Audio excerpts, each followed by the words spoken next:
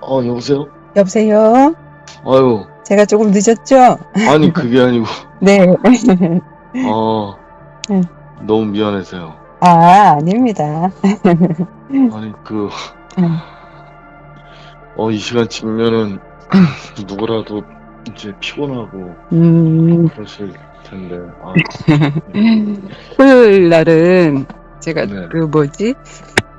그 유튜브 보셨는지 모르겠지만 현진이라는 친구가 우리 집에 와서 자요. 아, 예. 그래서 지금 이제 걔 픽업해가지고 저하고 같이 있는 그 혜진이라는 친구하고 지금 저녁을 안 먹어가지고 걔네들 치킨 먹으러 갔고 저는 지금 전화 시간이 된 것 같아가지고 빨리 배는 같이 가시지 아니 그러셨어요. 배는 안 고프고 저는 하루 종일 먹었거든요. 그래서 둘이서 먹는 시간에 전화를 드려야 되겠다. 그리고 전화했습니다. 예, 그거 참, 참, 음, 두 가지, 음, 두 가지가, 음, 미안하고 고맙고, 아, 예, 그렇습니다. 이게 제 일입니다. 감사합니다. 이게 제 본업입니다. 아유, 네, 도움이 못 돼서 죄송하고요. 아닙니다. 음, 이렇게 전화를 이렇게 주셔가지고 참 시를 어쩌면 그렇게 잘 쓰세요? 항상 시상이 이렇게 떠오르세요? 그 마구잡이로 그냥 마구잡이로 쓰시는데도 굉장히 잘 쓰시던데, 보니까. 아유 아니에요. 마음이 또 표현도 되고, 그 글을 쓴다는 게, 그죠? 그게 좀 말하자면 네, 그 친정엄마가 네, 친정엄마든 뭐 시집간 딸이든 네, 시집살이에서 뭐 이렇게 친정집으로 네, 뭐 어쨌든 이제 친정엄마하고 이제 딸하고 시집간 딸하고 뭐 상봉이라고 한다면 네, 예, 보따리 풀듯이 아유 엄마 뭐 이랬어 그랬니 뭐 하면서 뭐 연속극 같은 데 만나잖아요. 그러니까 이거를 어디다가 풀어야 될까? 내놓을 수도 없고 예, 얘기해도 그렇고 그러니까 그냥 속에서 이렇게 예, 막 저거 하면 그냥 어디 뭐 노트 같은데 뭐 이렇게 일기 적듯이 그럴 수는 없고 그냥 예, 뭐 제가 아는 사람들 중에 네, 혹 이렇게 뭐 이것을 뭐 이렇게 거부하지 않는다면 또 혹은 또 아는 사람 중에도 전혀 시에 대해서 모르는 사람도 있어요. 맞아요. 그러니까 그 사람은 제가 아는 사람인데 나이가 지금 뭐 70 초반인데 뭐 자기가 본인 말로는 그 서울 강남의 뭐 어디 모 중학교에서 자기가 이제 뭐 교편을 잡고 있었다, 교직에 있었다 그러는데 물론 이제 국어 선생을 뭐 사회 선생을 했었다는데 네, 근데 신빙성이 없는 게 뭐냐면 뭐 건대 야간 행정학과를 나왔다는데 근데 이제 뭐 중등 교사를 하려면 네, 그 뭐 임용 고시를 뭐 그 뭐 보든가 뭐 그렇지. 어쨌든 뭐 교사 자격증이 있어야 될 텐데 뭐 저는 뭐 사범대 출신도 아닌데 그래서 뭐 의심이 들지만 제가 뭐 거기까지 뭐 저거를 할 수는 뭐 진원을 할 수는 없는 거니까 근데 이제 시를 써줘도 근데 다른 사람은 뭐 제가 뭐 뭘 칭찬이나 뭐 비난을 들으려는 건 아닌데 말하자면은 뭐 아리랑을 부르면은 뭐 다른 사람 뭐 눈물을 흘린다든지 뭐 무슨 뭐 흥타령을 뭐 하면은 뭐 춤을 춘다든지 뭐 이런 거 있잖아요. 근데 그러니까 그 시를 써줘도 이 사람은 반응이 없어요. 그러니까 모르는 거야. 그치. 시 자체를 모르는 거예요. 근데 교사를 뭐 했다 하니까 그래서 중학교 뭐 교사라면 비록 뭐 전공이 뭐 국문학이 아닐지라도 우리가 뭐 그 보편적으로 고등학교까지는 뭐 수학을 하니까 네. 졸업을 하니까 뭐 국어 시간을 통해서 뭐 시를 많이 접하게 되잖아요. 그러니까 뭐 자기가 꼭 시적인 어떤 문예에 대한 뭐 그런 뭐 감각, 감성 그것은 없을지라도 근데 그래서 그쪽 그런 데는 이제 제가 띄울 수가 없어요. 왜냐면 띄워봐야 소용이 없으니까. 맞아요. 알아듣는 사람이 있고 공감하는 사람이 있고 그렇지 않은 사람하고는 이제 말을 하자면 나라가 다르니까. 결국은 언어가 소통인데 그쵸? 커뮤니케이션인데 저는 이제 뭐 말로 할 걸 그냥 뭐 그런 식으로 해가지고 하는 거지 뭐 다른 것은 없어요. 그러니까 그 저는 이제 뭐 사실은 제가 이렇게 되기 전에는 그 뭐 일간 신문사에 그 신춘문예 그거 뭐 한번 나서려고 했었어요. 그러셨구나. 그때 이제 뭐 주변에서 좀 이제 제가 이렇게 쓴 것을 이제 본 사람들 중에서 그건 뭐하러 거기 신춘문예 나가느냐고 저쪽에 뭐 파주 헤이리 쪽으로 가면은 그 뭐 출판사라든지 뭐 거기 아니어도 그러니까 출판사에 가서 이렇게 시를 이렇게 시집을 이렇게 요즘에 발간 많이 하니까 저거를 해가지고 그렇게 이제 모아놨다가 출판사에 한번 알아보라고 그렇게 해서 거기서 시집을 내라고 그렇게 얘기한 사람도 있었어요. 그런데 뭐 지금은 이제 그럴 수도 없고 그냥 속에서 그냥 그냥 그런 거죠. 그냥 그런 거로 그냥 뭐 잘못 먹은 음식을 뭐 저한다든지 뭐 짐승이 포효를 한다든지 뭐 그런 거 그냥 끄적거리는 거죠. 그냥 속에 있는 거를 갖다가 그게 기도예요. 그냥 누군가 이렇게 내 속에 있는 얘기를 들어줬으면 좋겠는데 대상이 없잖아요. 없죠. 그렇죠. 그래서 모든 종교에 사실은 다 기도가 있는데 누군가가 들어줄 것이다라는 어떤 특정한 존재를 놓고 막 자기의 이야기를 하잖아요. 그거를 기도라 하거든요. 근데 저도 그러니까 뭐 어렸을 때부터 일기를 쓰는 버릇이 있어가지고. 그러셨구나. 네네. 그러니까 뭐 글을 쓰고 이런 거에 소질은 정말로 없었고, 그냥 언제부터 썼나 뭐 20대 때 이후에 쓰게 된 이유가 그 안희숙 사모님이라는 분이 있으시거든요. 일제 시대 때 이렇게 신앙을 지키려고 일제 그 밑에서 이제 있다가 일본의 법정 앞에 가서 이제 일본은 망한다 하고 막 이렇게 하셨던 분인데 그분이 이제 죽으면 죽으리라 죽으면 살리라 하는 그런 책을 썼어요. 근데 그분이 계속 쓴 게 일기예요. 그분의 일기가 그 책이 된 거거든요.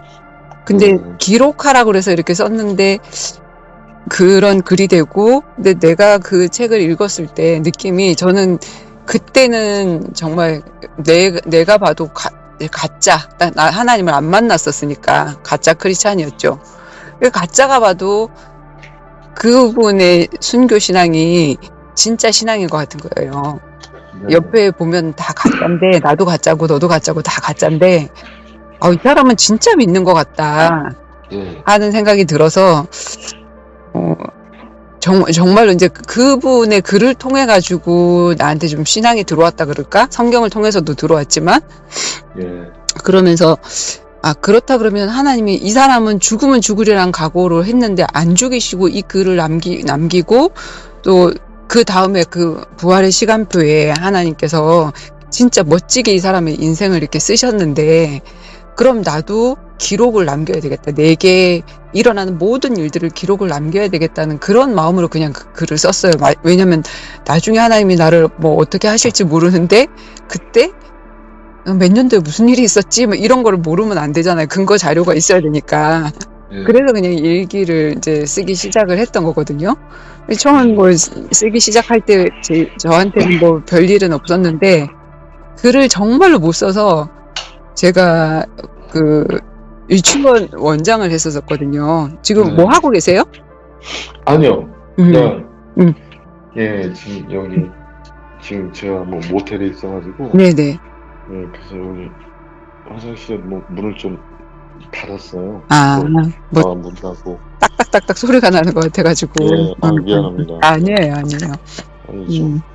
그래가지고 이제 유치원 원장을 할 때 진짜 아주 작게 시작을 했는데 그 가정통신문을 적잖아요. 이제 일주일에 한 번씩 엄마 아빠들 읽으라고 이렇게 보내는 건데 거기에 인사말을 이렇게 다 나와요. 책으로. 가을에는 어떤 얘기로부터 시작하고 여름에는 어떤 인사말을 하고 뭐 이런 식으로 다 나와서 다 원장들이 그걸 베껴서 쓰거든요. 그리고 뭐 준비물 뭐고 어쩌고저쩌고 이제 밑에 거는 자기가 각자 적어도 되니까. 근데 제가 그 말 한마디를 그냥 남의 거를 따와가지고 쓰기가 싫더라고요. 정말 진심으로 다가가고 싶었어요. 그 우리 엄마들한테, 학부모들한테. 근데 나는 글을 너무 못 써서 밤새도록 그 한 줄을 문장을 열기 위해서 밤새도록 고민한 적도 있거든요. 그랬는데 이제 저한테 하나님이 어떤 만남을 주셨냐면 똑같은 이렇게 유치원의 원장인데 참 그러니까 말도 이쁘게 하시고 표현도 이쁘게 하시고 글도 너무 그냥 술술 잘 쓰시는 분이 계셨어요. 그래서 그분은 정말 뭐 다른 거 이렇게 뺏길 필요가 없이 자기 속에서 나오는 그런 글들을 이렇게 말을 엄마들한테 다가가듯이 이렇게 쓰는데 제가 그게 너무너무 부럽더라고요. 그래서 제가 기도를 했죠. 하나님, 저 사람의 저 능력을 하나님 나에게도 갑절을 주세요 하고 이제 그렇게 기도를 하고 그분을 좀 배우려고 애도 쓰고 이렇게 하다가 보니까 어느덧 이제 글 쓰는 능력이 이렇게 조금씩 이제 커지더라고요. 지금도 글을 잘 쓰거나 뭐 그런 건 아닌데 글 쓰는 능력이 이제 조금씩 이제 커지기 시작을 했어요. 그러다가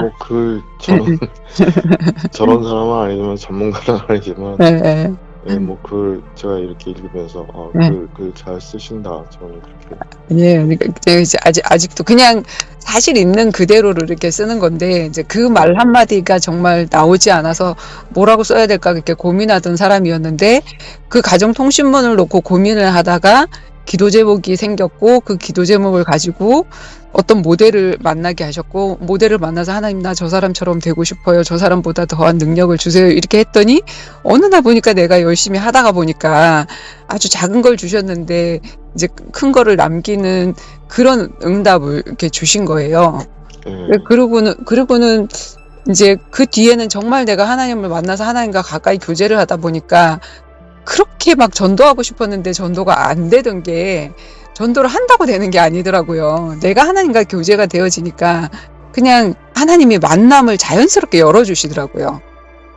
그래서 그 만남들이 너무 귀해서 그걸 그냥 사장시킬 수가 없어서 다 기록을 하는 거예요. 그 사람과 만나서 뭐 이야기했던 거라든지 뭐 이런 것들을 다 너무 귀해서 이제 다 기록을 하다 보니까 이게 그냥 정말 사실적인 그냥 뭐 허구의 어떤 소설이나 이런 게 아니라 그러니까 진실적으로 내 삶 속에서 우리 뭐 애기 아빠가 우리 유치원을 갑자기 뭐 팔아버리고 그다음에 사업이 망해갖고 부도나고 뭐 하여튼 이런 여러 가지 것들도 그냥 그대로 적었는데 그 예수님이 이 땅에 오시고 죽으시고 부활하시고 이게 사실적으로 믿어지다 보니까 내 삶 속에서도 하나님이 나를 이렇게 완전 무너뜨리고 완전 망하게 하시고 진짜 살 소망이 없게 하시는 거는 그거 뒤에 죽지 않고 부활이 있겠나. 그럼 완전 망해야 되겠구나. 완전 망하는 것도 응답이구나. 이 생각이 드니까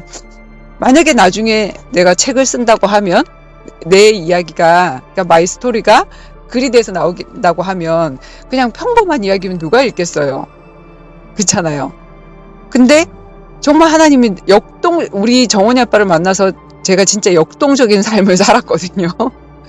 근데 그 역동적인 삶을 살게 해주신 게 선물이더라고요, 보니까. 지금 와서 보니까. 전부 다, 저는 이 결혼의 이렇게 모델이 우리가 보통, 저 사람하고 이 사람하고 참 잘 어울려, 잘 만났어, 이렇게 생각을 할 때, 그냥 뭐 학력도 좀 비슷하고, 뭐 사는 것도 좀 비슷하고, 배경도 비슷하고, 이렇게 할 때, 저 사람들 참 잘 어울려, 이렇게 생각을 하잖아요. 네.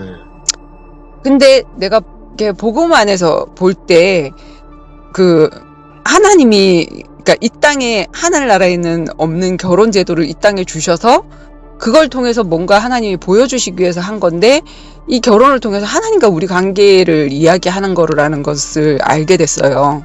성경에도 그게 있거든요. 그래서, 예수님이 나의 신랑이구나. 그리고 내가 신부구나. 그래서 너희는 아내를 뭐 예수님이 죽기까지 뭐 사랑한 것처럼 그렇게 사랑해 라고 했던 게, 우리는 그런 사랑을 할 수 없는데 하나님은 우리에게 그런 사랑을 해주신 분이구나, 이거를 느끼게 되는 거고, 그 다음에 아내는 남편에게 순종하고 뭐 이렇게 이렇게 하는 것이 당연하게 순종할 수밖에 없는 그 은혜를 주시니까 그분하고는 그렇게 되어지는데, 이 땅에 그러면 왜 이렇게 정말 잘 어울리지 않는다고 생각을 했거든요. 네. 저는, 결혼하게 된 게 기독교 청년 연합회에서 우리 애기 아빠를 만났어요. 예. 근데 기독교 청년 연합회에서 회장을 하니까 믿음이 굉장히 좋은 줄 알았단 말이에요. 근데 믿음은 전혀 없었고 여자 헌팅하러 온 거였어요, 사실은. 대부분이 다 그렇죠, 그죠? 그래서 교회를 연회당이라고도 하고 막 이렇게 하는데, 첫사랑에 실패를 하고 다시는 나는 연애나 결혼이나 앞으로 그거를 추억으로 남기고 싶지, 또 다른 사람을 사랑하거나 그걸 잊어버리고 다른 뭐 결혼 생활을 하거나 이렇게 하고 싶지는 않더라고요. 네. 그래서 나는 절대로 결혼 안 할 거야라는 다짐을 하고 있었던 그때인데, 이제 우리 애기 아빠가 이제 나한테 이제 흑심을 품고 있었죠. 그래서 연합회에서 이게 자기는 회장이고 회장으로 선출이 됐는데, 나는 임원도 안 하려고 그러는데 자꾸 부서기를 시키는 거예요, 저한테. 그래서 난 안 한다라고 얘기를 했더니, 이제 어떤 임원이면은 자꾸 한 번이라도 더 만나잖아요. 자기도 네. 임원이고 나도 임원이니까. 그러니까 만나고 싶으니까 자꾸 날 뭐라도 하나로 시키고 싶었던 거예요. 그래서 이제 할 수 없이 그냥, 부서기는 그냥 아무것도 하는 일 없는데 서기가 부재할 때만 있는 거다. 그러니까 아무것도 하는 일 없다. 그렇게 해서 그러면 이제 하자 하고 이렇게 했는데, 제가 우리 정원이 아빠를 이용하려고 하다가 당해버렸어요. 뭐냐면 강간을 당했어요, 제가. 예. 그러니까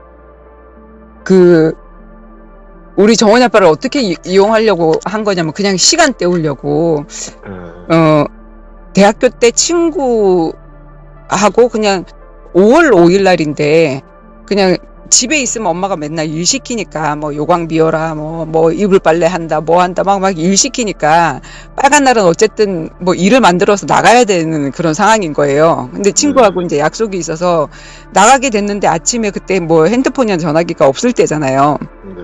전화가 왔는데, 그 친구가 한다는 얘기가, 성희야, 우리 집에 친구가 왔는데, 가족들이 왔는데, 갑자기 자기가 일을 해야 돼서 오늘 너랑 약속을 못 하겠다라고 이제 얘기를 하는 거예요.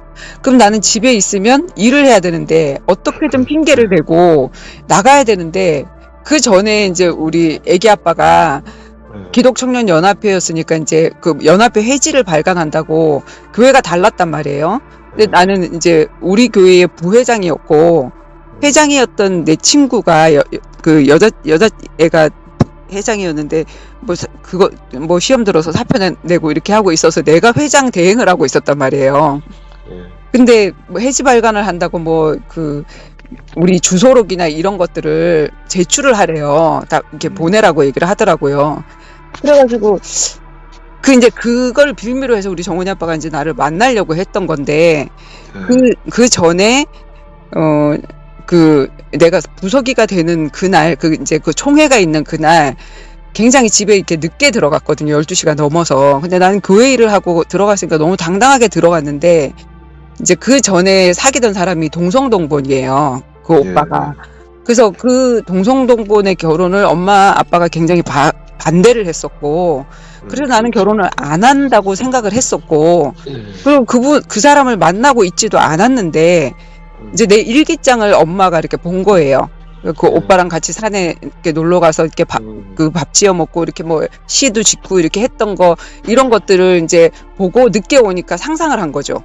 아, 얘가 또 이제 그 친구를 만났구나 하는 그런 상상을 하고, 그 상상을 키워서 아빠한테 막 얘기를 해주고 하니까 엄마 아빠가 이제 오기만 해봐라 막 이렇게 하고 있었던 거예요. 난 너무 자연스럽게 이제 집에 딱 들어갔는데 아빠가 이제 어디 갔다 왔냐고 해서 뭐 교회에서 이런 일 있고 이제 전도사님이 이사를 해서 이삿짐 날라다 주고 청년들이 이삿짐 날라다 주고 우리 총회를 해갖고 이렇게 하고 이렇게 늦게 왔다라고 했더니 거짓말하지 말라고 내 말을 안 믿어주는 거예요. 그래서 내가 아빠가 이제 가위를 갖고 오셨어요, 그때. 머리 자른다고. 근데 나는 아빠가 머리를 자를지 몰랐어요. 머리를 자를지 몰랐는데, 잘라보라고. 왜냐면 나는 너무 떳떳하니까. 아빠가 자를 거라고 생각도 안 하고, 나는 거짓말도 안 했으니까. 근데 엄마가 막 부추기니까 아빠가 군인이셨는데 굉장히 자상하기도 하고 이렇게 하셨는데 해병되셨거든요. 근데 이걸 들었는데 또 이걸 놓지는 못하겠고 머리를 잘라버렸어요, 앞에를. 그리고 그날 밤에 막 울고불고 난리가 났는데 제가 제 머리 잘린 모습을 못 봤는데 이제 거울 앞에 가서 제 머리를 딱 보니까 너무 기가 막힌 거예요. 그리고 엄마 아빠가 너무 미운 거죠. 아니 어떻게 이렇게까지 할 수 있어? 왜 이렇게 나를 안 믿어줘? 하고 이제 이렇게 되면서 그때 내가 정신을 차려졌던 게 뭐냐면 이제 정말 내가 안 만나야지 이렇게 해도 진짜 사랑했던 사람은 그 사람이었거든요. 그래서 정말 내가 결혼을 한다 그러면 만약에 결혼을 한다 그러면 연탄불을 떼더라도 그 사람하고 살고 싶다. 그러니까 돈이 없어도 되고 그냥 단칸방이라도 그 사람하고만 살면 행복할 것 같다. 난 그런 결혼도 할 수 있다. 그 정도로 좋아했는데 이 머리가 한번 딱 잘려보고 나니까 내가 왜 이 남자 하나의 생명을 걸고 이렇게 해야 되는지, 이 머리가 잘릴 정도로 그렇게 중요한 일인지 그게 이제 생각이 확 이렇게 돌아온 거예요. 그래서 이제 그때 나는 앞으로 아무도 안 만나. 진짜 안 만나. 이제 이렇게 됐고 나는 머리가 잘려서 바깥에 나갈 수도 없었고 앞에가 거의 대머리가 됐으니까 뭐 가발이 있어야지 나갈 상황이 됐었고 그래서 한 몇 달을 집에 있었던 것 같아요. 근데 그때가 총회를 할 때가 11월 달이었고 12월 달이 돼서 이제 청구영신 예배를 드리잖아요. 나는 교회를 갈 수가 없고 동생들은 이제 뭐 진해에 이제 친척들이 있는데 다 갔고 엄마 아빠하고 저하고 셋만 있었는데 그날 제가 무슨 결심을 하냐면 자살할 결심을 했어요. 그날 어떤 결심을 했냐면, 엄마 아빠를 진짜 후회하게 만들어줘야 되겠다. 그런 결심을 하고, 엄마 아빠가 이제 그 송구영신 예배 드리러 갔을 때가 디데이다. 나는 오늘로 그 다음 해는 없는 거다. 그리고 이날로 내가 이 생을 마감한다. 그리고 엄마 아빠가 빨리 나가기를 기다리고, 그리고 뭐 이렇게 면도칼에다가 뭐 바가지에다 물 받아놓고 물 속에다 손 집어넣으면 뭐 또 퍼져가지고 그것도 다 거짓말이라면서요. 근데 난 정말 이제 그걸 믿고 그 방법을 택했어요. 제가 아직도 이 흔적이 있거든요. 제가. 근데 이렇게 왼손에다가 제가 이제 피를 해가지고 흘리고 그리고 기절을 했어요. 그랬는데 아빠가 느낌이 너무너무 이상하더라는 거예요. 교회에서 예배 드리고, 그냥 밤새 이제 뭐, 윷놀이도 하고, 이렇게 또 송구 영신 예배다, 이렇게 해갖고, 새해 예배도 새벽까지 드리고 오잖아요. 밤새고. 근데 느낌이 너무 이상해가지고, 집에 왔는데, 내 방에 문이 안 열리고 해서 뭐 문을 따고 들어오니까 내가 피 흘리고 쓰러져 있는 거예요. 그래서 내가 응급실에 실려간 거예요. 그러고는 이제, 갔다 와가지고 내가 너무 미안하다 너무 잘못했다 하고 이제 아빠가 내가 너를 못 믿어줘서 정말 미안하다 그러고 이제 막 그렇게 하고 그리고 그 일 때문에 나는 그 사람을 이제 잊어버리기 시작을 했어요. 그리고 이제 그 오빠가 저한테 이제 전화가 오고 이렇게 할 때도 오빠 나는 못 나가고 그리고 앞으로 오빠 안 만날 거다. 그랬더니 왜 뭐 사랑하는 사람이 생겼냐 뭐 왜 그러냐 이렇게 했는데 아니 사랑하는 사람이 생긴 건 아니고 결혼할 마음도 없고 그냥 사랑했던 사람은 맞는데 앞으로 어떤 누구도 만나지 않고 나는 안 할 거다. 그러니까 내가 다른 사람 때문에 오빠랑 안 만나는 거 아니니까 그거는 마음에 안심을 해도 된다 하고 이제 그다음부터 전화를 안 받기 시작을 했죠.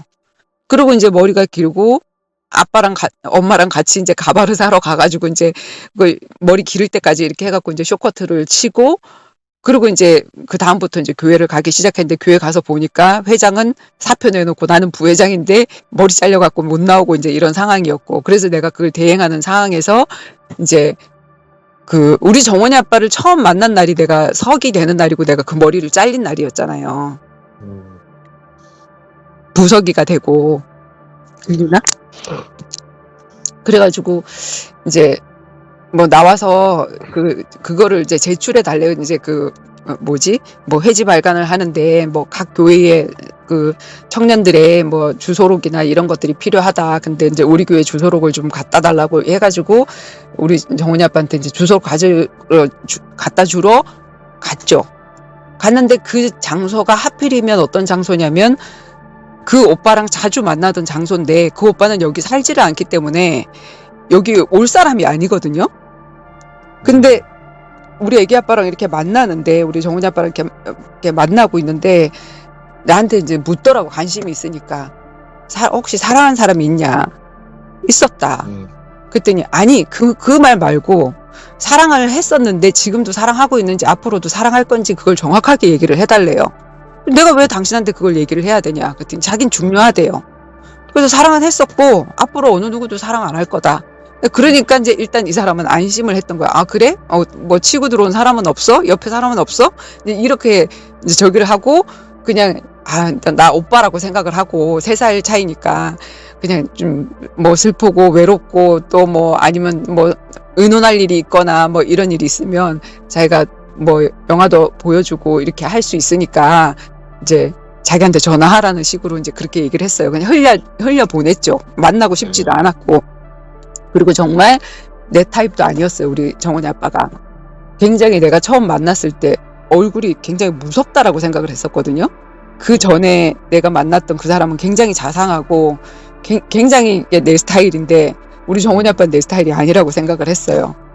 그랬는데 그 5월 5일 날 이제 11월 달 지나고 5월 5일 날 친구랑 그 약속이 어그러지고 나서 나 무슨 핑계를 대고 나가지 하는데 우리 정훈이 아빠 생각이 나는 거예요.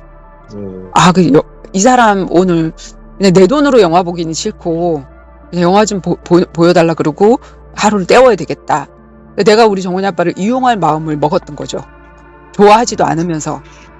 그리고 전화를 했더니 너무 좋죠. 우리 정훈이 아빠는. 영화 보여주겠다. 그래서 이제 인천에 어떤 영화관에 가서 영화를 보러 갔는데 예전에는 이제 끝나기 전에 뒤에서 서 있을 수 있었잖아요. 앞에 영화 끝나기 전에 뒤에서 서 있을 수 있었는데, 뭐 끝나기 전에 들어가서 뒤에서 이제 자리가 없어서 이렇게 서 있는데, 뭘 사갖고 오겠다 그러면서 분명히 나갔거든요. 그 문이 열리면 이렇게 빛이 들어오잖아요. 그렇죠. 깜깜하니까. 근데 바깥에 나갔는데, 안 들어오는 거예요. 어디 갔지? 이상하다. 왜 안 들어오지? 그러고는 고개를 싹 돌려서, 왜 안 들어오지? 하고 고개를 싹 돌렸는데 바로 옆에 있었던 거예요. 그러면서 뽀뽀가 됐어요. 내 볼에 그 사람 입이 닿아가지고 착 이렇게 뽀뽀가 된 거예요. 그 사람도 당황을 하고 나도 당황을 하고 너무 당황을 한 거죠. 근데 내가 거기서 화를 내야 되는데 너무 화가 나는데 이걸 화를 내면 이 사람은 우리가 이렇게 전체적으로 회장이고 난 부석이고 그 안의 일도 또 해야 된단 말이에요. 근데 이 사람이 그 일을 못할 수도 있는 상황이 되겠다라는 그런 생각이 들더라고요. 그래서 이걸 화를 내야 될지 어떻게 해야 될지 모르겠다. 어떻게 해야 되지 하고 너무 당황해가지고 막 이러니까 자기도 너무 미안해갖고 막 어쩔 줄을 모르더라고요. 그러더니 이제 내가 아무 말도 안 하고 있으니까 자리가 이제 앞에 나고 이제 새롭게 영화가 시작되니까 저 자리 가서 앉으라고 이제 먼저 앉으라고 얘기를 하더라고. 그러다가 이제 조금 있다가 이제 와서 내 자리 옆에 앉았는데 무슨 영화를 봤는지 모르겠어요. 머릿속에 온통 이걸 끝나고 나서 이 사람을 어떻게 대해야 될까? 어떻게 대해야지 내가 이 기독청년연합회에 가서 이 사람을 볼 수 있을까? 막 너무 고민이 되는 거예요. 어떤 액션을 쳐야 될지. 그러고 가만히 있으니까 이 사람은 나도 그 사람을 좋아한다라고 생각을 한 거예요. 한 말도 없이 있으니까. 나는 속으로 지금 별 생각을 다 하고 있는데 옆에 슬쩍 손을 잡더라고. 손을 딱 잡아서 내가 슬쩍 손을 뺐어요. 이 사람이 좀 미쳤나 보다 이제 이렇게 생각을 하고 내가 이렇게 잘 저기를 하면 안 되겠다라고 생각하고 좀 무섭다라는 생각을 했어요. 그렇게 하고 나서는 영화를 다 보고 말없이 둘이서 걸었거든요. 걸어서 내가 먼저 조금 앞을 걷고 걸어가는데 한참 골똘히 생각하면서 이제 걸어가는데 뭐 잠깐 옆에 가서 차 한잔 하자고 얘기를 하더라고요.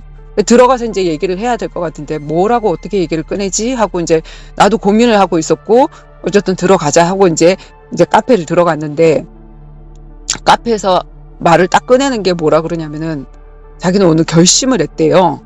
그래서 무슨 결심을 했냐 그랬더니 나랑 결혼할 결심을 했다는 거예요. 나는 생각도 없는데 자기가 결심을 했다는 거예요. 그래서 아니 무슨 생각으로 남의 의중을 물어보지도 않고 당신이 나랑 결혼할 생각을 했다라는 그런 식으로 얘기를 하냐 그랬더니 자기는 어렸을 때부터 마음먹은 거를 안 잃어본 적이 없다는 거예요.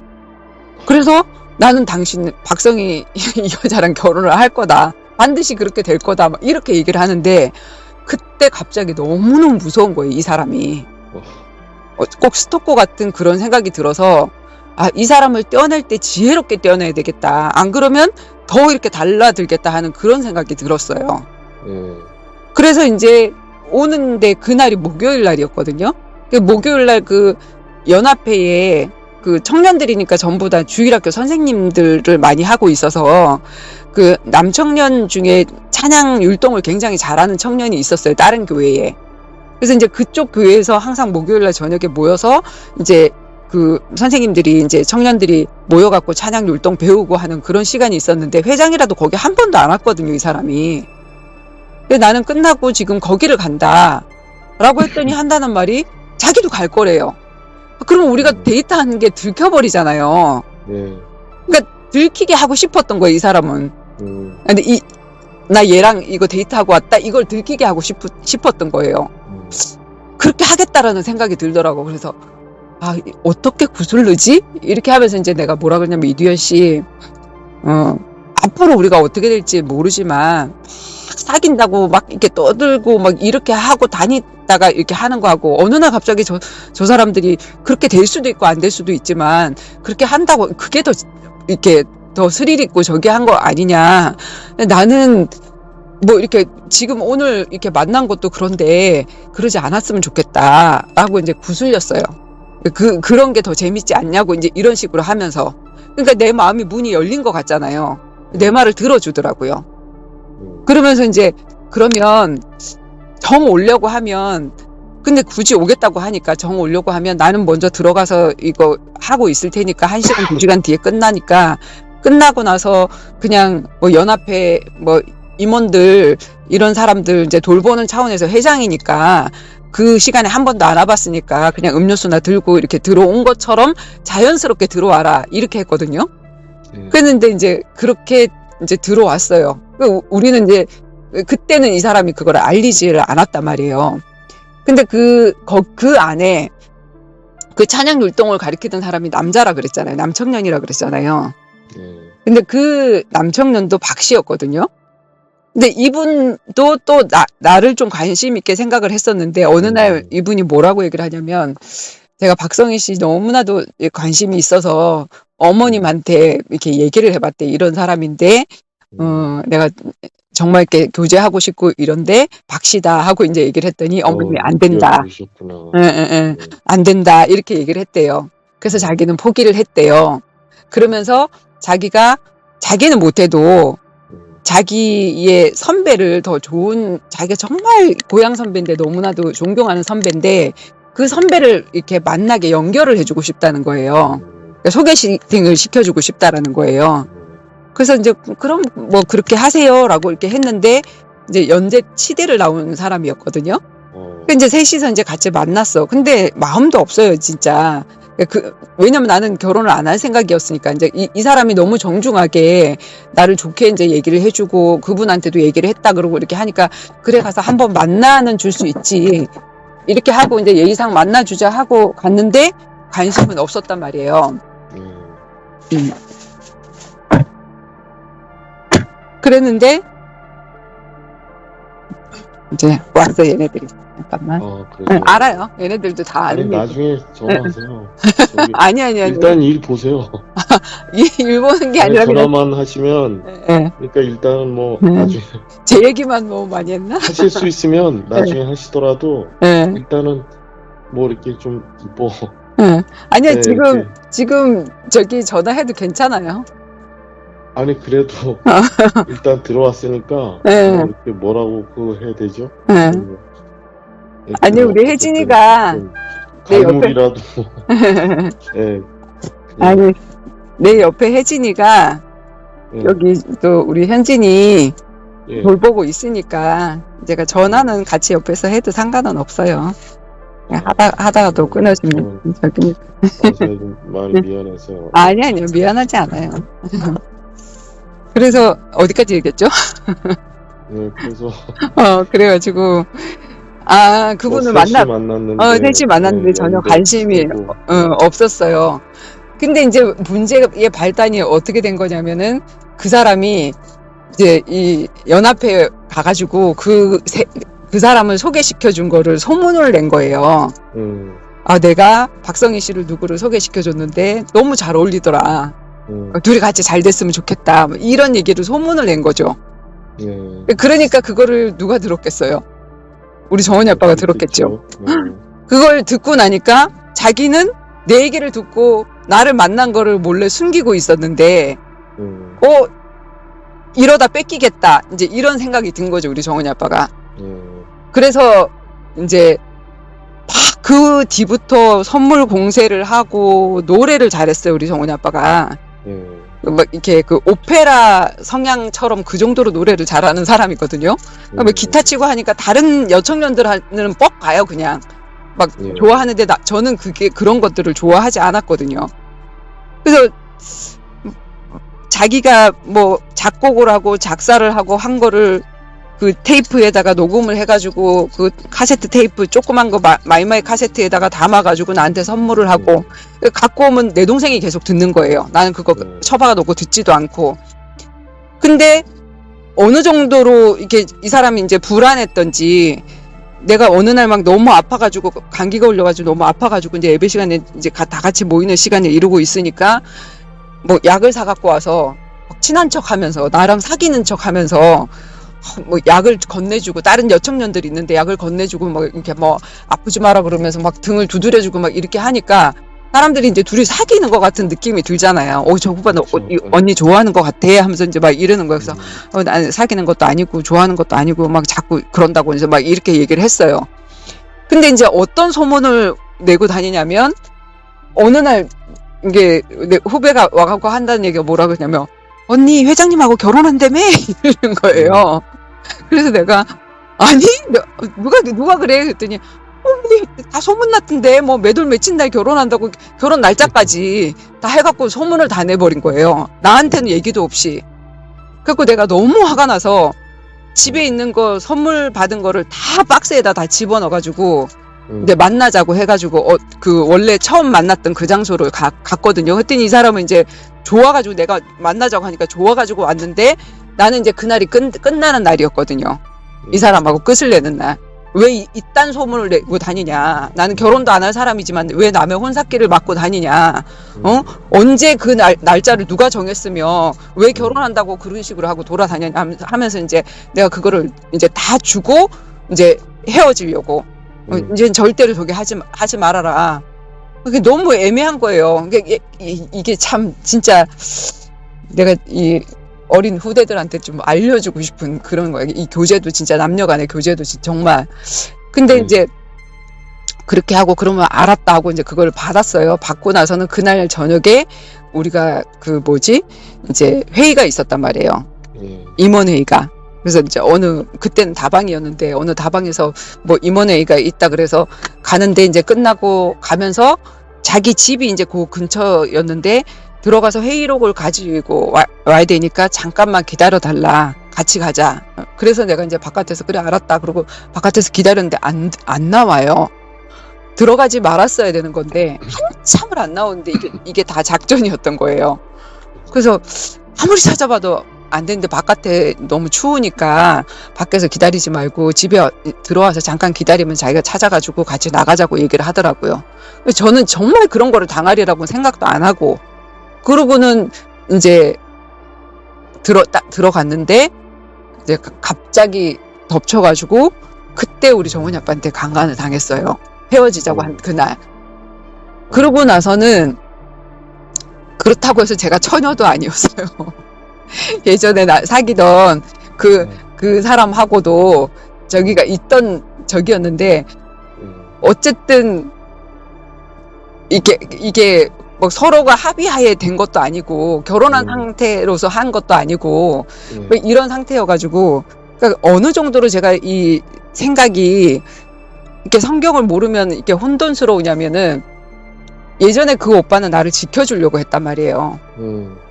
지켜주려고 하니까 오히려 더 미안해서 이게 뭐라고 내가 이걸 내가 사랑하는 사람한테 이걸 못하나 이런 생각으로 내가 그냥 마음문이 팍 열렸단 말이에요.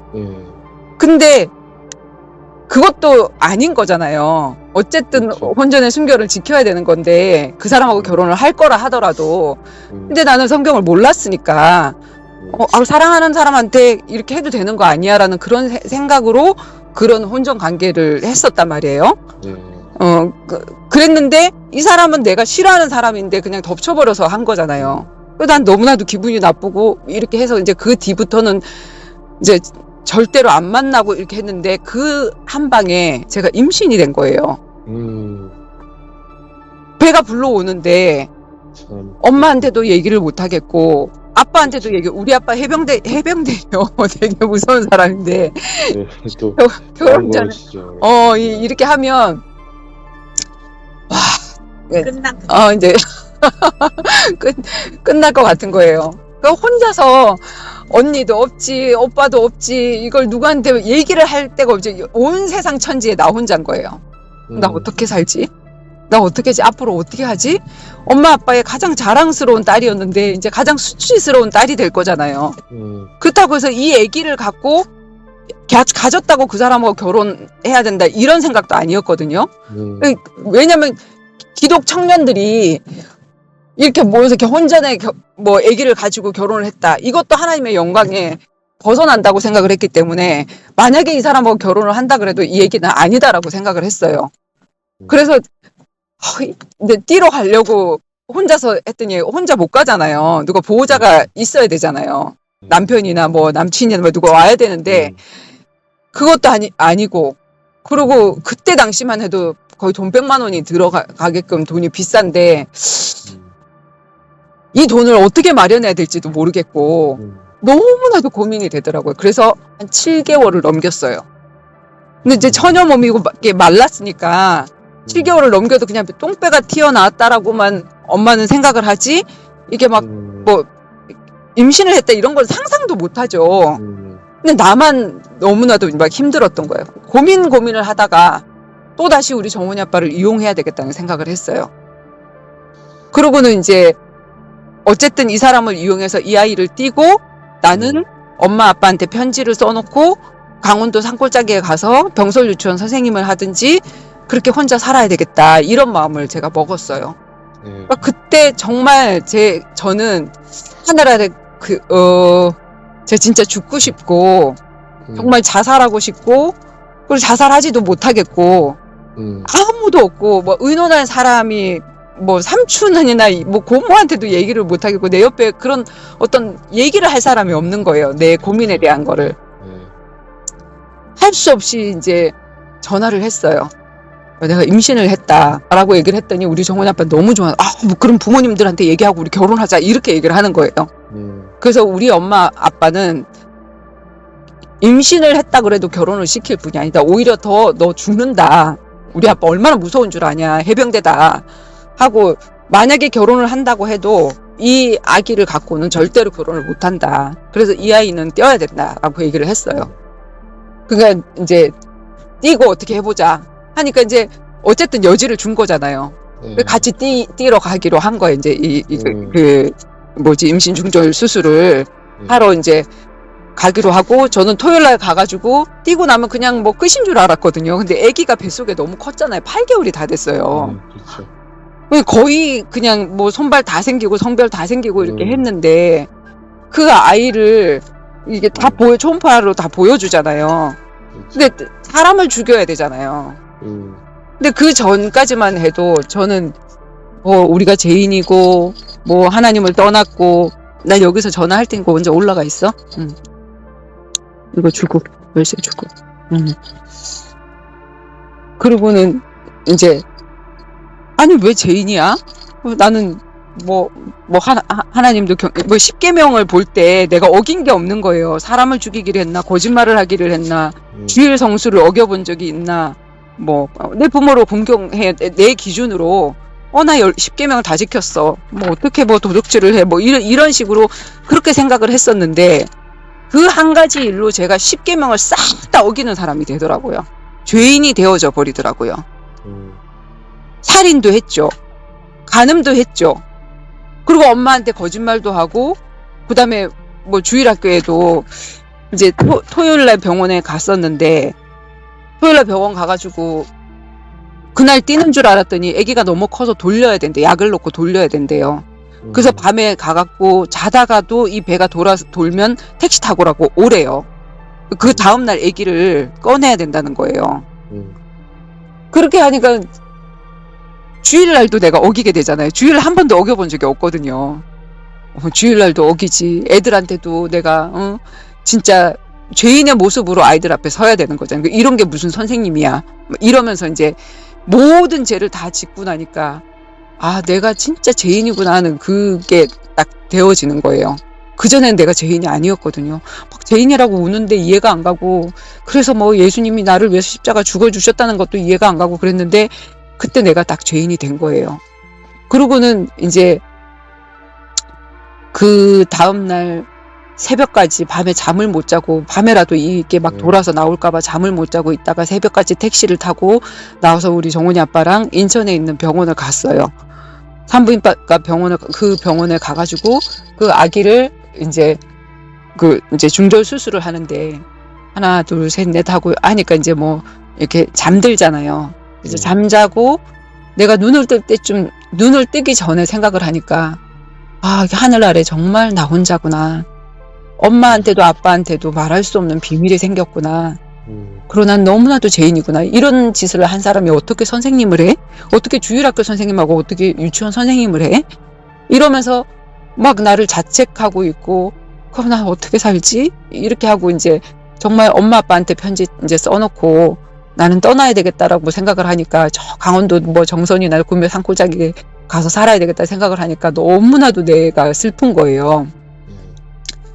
그러고는 나 혼자다 생각하고 눈을 탁 떴는데, 나를 너무나도 측은하고 사랑스럽게 바라보는 한 남자가 있는데, 그게 누구였냐? 우리 정원이 아빠였어요.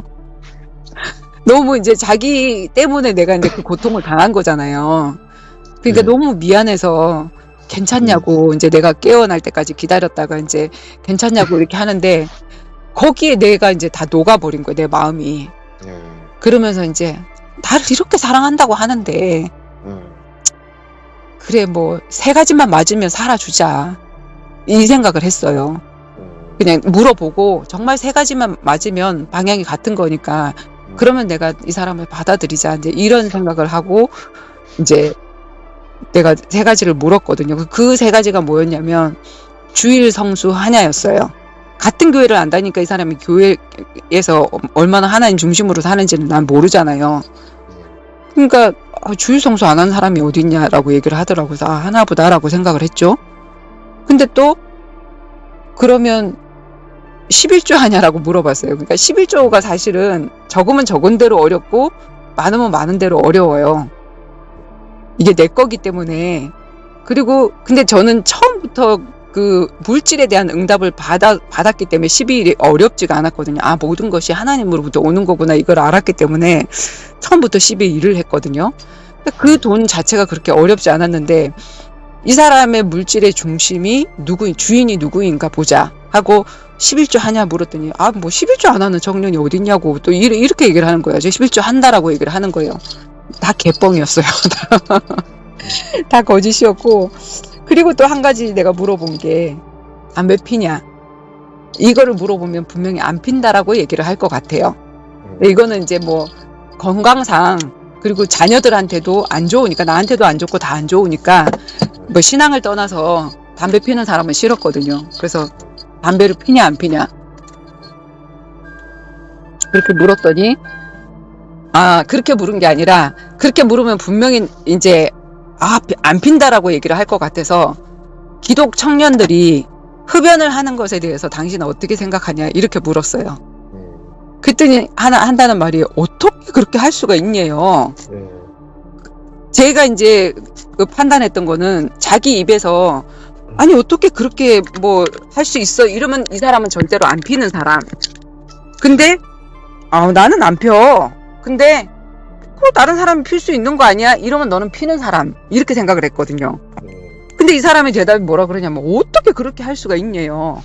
학을 띄면서. 그래서 이 사람은 안 하는 사람이구나 라고 생각하고, 그래, 세 개만 맞으면, 하나님 서로 사랑하는 게 아니라 하나님을 향해서 두 사람이 같이 바라보는 것이 같다고 하면, 하나님이 주인이라고 하면, 그래, 이 사람하고 결혼을 해주자. 이 마음을 먹고 이제 뭐 엄마 아빠한테 인사하러 오고 뭐 이렇게 하고 날짜를 잡고 결혼을 하게 되면서, 제가 이 사람 때문에 복음이라는 걸 깨닫게 돼요. 어떻게 깨닫게 되냐면, 죄인이라는 걸 저는 깨달았잖아요. 우리 정원이 아빠의 입장에서는 보면 가해자잖아요. 죄인이잖아요. 근데 내가 고소하고 쳐넣으면 이 사람은 죄인이에요. 강간범, 사람 죽인 사람보다도 더 나쁘게 보잖아요. 지금 전자팔찌 차고 다녀야 되잖아요. 근데 내가 그 사람을 나의 남편으로 받아줬기 때문에 이 사람은 죄가 없어진 거예요. 이게 구원이구나. 내가 죄인인데 이 죄인을 그냥 내 자녀야 하고 삼아줬기 때문에 내가 죄인이 안 되는 거구나. 이게 깨달아지니까 사실은 우리 정원이 아빠는 나에게 선물이었던 거예요. 그래서 이 복음이라는 거, 내가 죄인이라는 걸 못 깨달을 때 너는 1계명부터 10계명까지 다 지킬 수 없는 죄인이야 라는 거를 깨닫게 해주셨고, 그 10계명이라는 게 지키라고 한 게 아니라, 내가 구원을 받기 전에는 여기 다 너 걸리잖아, 너 죄인이잖아, 그러니까 너를 구원할 구원자가 필요하잖아, 거기까지 가게끔 하시려고 하나님이 그걸 보여주신 거고, 그리고 그 하나님을 만나면 이제 어길 이유가 없는 사람이 되어지는 거예요. 중간중간에 우리가 넘어지기도 하고 죄를 또 짓기도 하지만, 그것 때문에 가슴이 아프고, 내가 죄 짓는 것 때문에 다른 사람들의 구원이 막히니까 그것 때문에 가슴이 아프고 이렇게 되어지는 건데, 그게 이제 깨달아지면서, 우리 정원이 아빠는 하나님이 내게 주신 최고의 선물이었구나. 이 사람이 아니었으면 내가 복음을 정말 못 깨달았을 뻔했다. 이런 생각을 한 거예요. 그러고 나서 이제 사실은 진짜 정말 막 끝까지도 결혼을 하기 싫었거든요, 사실은. 애기 떼어놓고 나니까 또 이제 내가 또 다른 마음이 들잖아요. 그거 띄는 것만 목적이었으니까. 그랬는데 내가 뭐라고 얘기를 했냐면, 그때 당시에는 외국으로 뭐 이렇게 그 허니문 뭐 이렇게 그 여행 가고 이제 이런 시절이 아니었는데, 나는 해외로 허니문 안 가면 결혼 안 할 거야, 이제 이렇게 얘기를 했어요. 사실은 이제 그 해외로 가고 싶어서가 아니라 이 사람이 그걸 못할 줄 알고, 그래서 내가 그 조건을 딱 건 건데, 자기가 모아둔 돈을 가지고 필리핀으로 이렇게 가게 된 거예요. 근데 이제 필리핀의 마닐라 공항에 딱 내렸는데, 지금처럼 뭐 허니문끼리 모인 게 아니라 우리만 허니문인 거예요. 그리고 전부 다 뭐 사업가 부부, 뭐 교수 부부, 뭐 이런 식으로 이제 가족들이 이렇게 와서 한 10몇 명이 이렇게 한 팀이 됐는데, 공항에 딱 내리자마자 주머니 안에서 꺼내는 게 뭐냐면 담배였어요. 담배를 딱 꺼내가지고 그 사람들한테 하나씩 나눠주기 시작하는 거예요. 그 사람들이 권한 게 아니라 우리 정훈이 아빠가 이걸 딱 꺼내갖고 딱 권하면서 한 대씩 피시죠. 이렇게 얘기를 하는 거예요. 너무 당황을 한 거예요, 제가. 그때 내가 그날 밤에 속았구나. 완전 속았구나. 그리고 이제 결혼하기 전에도 그 교회를 이제 가봤죠. 이제 김포제일교회라고 언더우드 선교사가 지은 교회를 다녔거든요, 우리 정훈이 아빠가. 근데 그 교회 청년에게 내가 이제 여청년이 지나가길래 이두현 씨 신앙생활 잘해요? 하고 이제 물었더니 그분이 딱 한다는 말이 뭐라고 하냐면 이두현 씨 교회 안 나와요. 이러는 거예요. 뭐냐면 연합회만 열심히 나왔던 거예요. 자기네 교회는 예배도 안 드리고 신앙생활 전혀 안 했던 거예요. 그리고 그거는 내가 속았다. 그럼 결혼하면 같이 하면 되지 뭐 이렇게 생각을 했어요. 근데 이제 우리 어머니를 만났네. 어머니를 만났는데 어머님하고 나하고 둘이 있는 자리에서 둘이서 이제 얘기를 하는데 우리 어머님이 하시는 얘기가 제가요 항상 존댓말 하셨거든요. 11초를 안 해요 이러는 거예요. 어머니 저한테 한다 그랬어요 라고 얘기했더니 안 해요 글쎄 이러는 거예요. 그래서 결혼하면 네가 얘 신앙을 좀 잘 잡고 이렇게 해달라고 부탁을 하시는 거예요. 그러면서 자기가 기도했던 게 정말 도끼비 꽂고 맨날 디스크 잡기 한다고 돌아다니고 이제 인하대 뭐 항공 뭐지 조선공학과를 나왔어요 우리 정훈이 아빠가. 겨우 이렇게 저기를 했는데 거기 다니면서도 어머님 아버님 속도 굉장히 썩히고 밑에 동생하고 위에 누나가 하나 있는데 그분들은 정말로 이렇게 반듯하게 잘 자랐는데 우리 정훈이 아빠만 망나니로 자란 거예요. 그러니까 교회를 다니는 사람인데 내가 이 여자를 그냥 겁탈하면 내 것이 되는 거야 라는 생각을 가졌을 정도니까 어느 정도였겠는지 알겠죠. 그런 생각을 가졌던 사람이었거든요. 그래서 이제 어머님의 기도가 항상 믿는 며느리가 들어와서 우리 그 아들을 좀 변화시키기를 간절히 기도한 거예요. 근데 나는 그런 남편을 원하지 않았잖아요. 하나님이 우리 어머니의 기도를 들어주셔서 내가 우리 정훈이 아빠의 이제 부인이 된 거죠. 근데 알고 봤더니 완전한 하나님의 계획이었더라고 이게. 그래서 이제 결혼을 하고 갔는데 두 가지는 결혼 전에 다 XX인 거 알았잖아요. 11조 안 하고 주일성수 안 하는 거. 그런데 이제 담배까지 피는 거예요. 내가 너무 놀라갖고 왜 이래? 하고 이제 물어봤더니 원래 나는 담배를 피는 사람이 아닌데 이제 사회생활을 하면서 이 사람들 다 전도 대상인데 불신자들하고 사귀려고 하면 담배도 피고 이렇게 해야 된다고 하면서 이제 얘기를 하는 거예요. 그래서 믿어줬어요. 그래 내 앞에서 안 피고 냄새가 안 났으니까 그래 믿어주자 그렇겠지 라고 생각을 했거든요. 근데 국민의보를 다녔어요. 국민의보 초창기 때 국민의료보험 공단을 다녔는데 이제 김포지사의 발령이 나서 이제 제가 김포에 사니까 이제 김포에서 이렇게 있었단 말이에요. 근데 우리 집을 아버님이 좀 큰 집을 전세를 40평 넘는 그 집을 전세를 해준 게 제가 이제 집에서 놀이방 할 거라고 이렇게 해가지고 좀 큰 거를 해주셔서 이제 거기서 아이들하고 이제 저기를 한다고 있었는데 그때만 해도 집들이를 했잖아요.